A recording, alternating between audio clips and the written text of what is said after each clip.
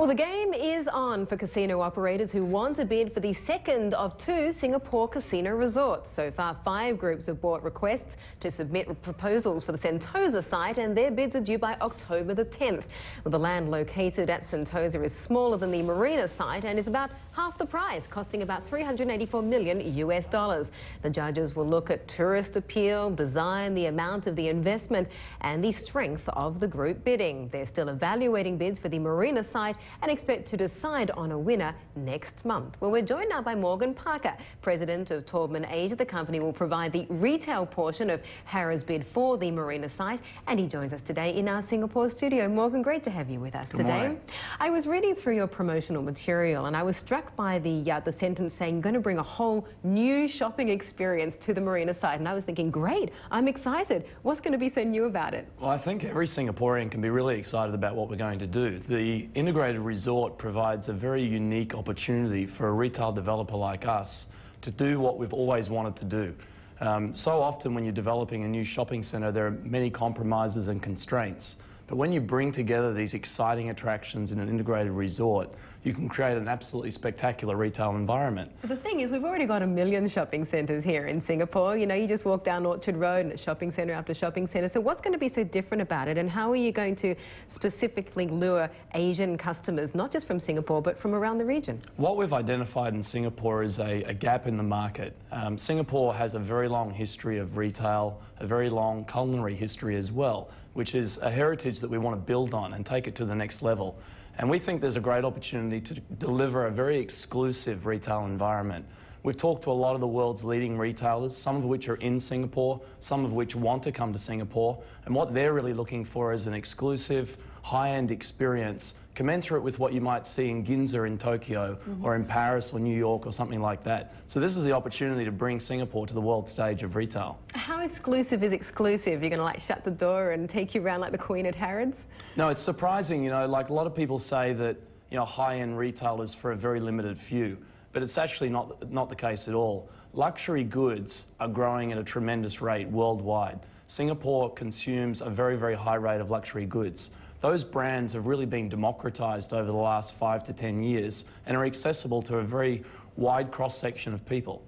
If indeed you and your team win the bid for the marina site, what is that going to do for your bottom line? I think it's going to have a tremendous impact. You know, we're very positive about the financial expectations and capability for this project to really be a signature project in terms of retail, but also a signature project for our company in terms of finance.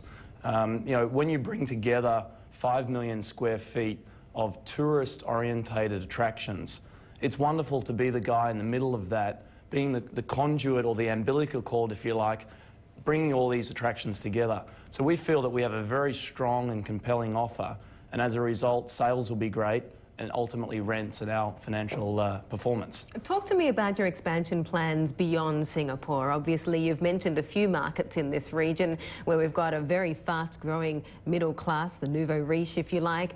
You've talked about India, Korea, China, Japan. What specifically are your plans there? We have an expectation of creating a whole portfolio of signature properties across Asia. Our history over the last 50 years has been predominantly in the United States and predominantly in luxurious shopping centres. And what we've identified in Asia is an opportunity to augment that growth we have in the United States with a new pipeline of projects in cities like Tokyo, in countries like India and China, where, as you say, there's a tremendous growth. And I think that, you know, over the next 10 years, we'll have a portfolio of Taubman-style malls that will be well-known and high-performing and really contributing to the bottom line back in the US. Which of these Asian markets do you think is going to be the biggest growth driver for your company in Asia? I think you have to look at the size of the economies to start with. You know, Asia has 4 of the world's top 10 economies. So we're focused on countries like Japan, which is a very dynamic retail environment and going through a tremendous revolution in retail, really. And countries that are emerging, like China, obviously, and India.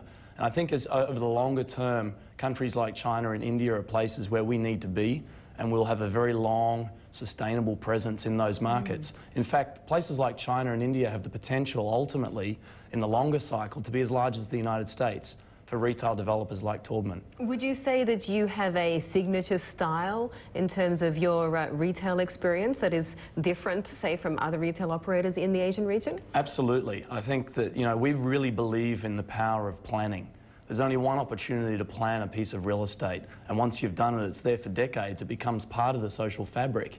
So our ethos, if you like, is to create the most optimal business environment for retailers. I'm sure many people have been through a lot of shopping centres throughout Asia where they find it difficult to find the retailers or orientate themselves within the projects, and you can't see the brands. And we do all of those things really, really well, and that's what we're going to bring to Asia, an opportunity for retailers to present themselves in the best possible way to consumers. My last question is, obviously you've been focusing a lot of your efforts on winning the bid at the Marina Bay site. What about Sentosa? Why not bid for that site? I think Sentosa is really being positioned by the government of more of a recreational and leisure destination. Marina Bay provides an urban location, part of the ever-expanding Singaporean central business district, and as such is an ideal location for retail, plus all of the other attractions that we're pulling together.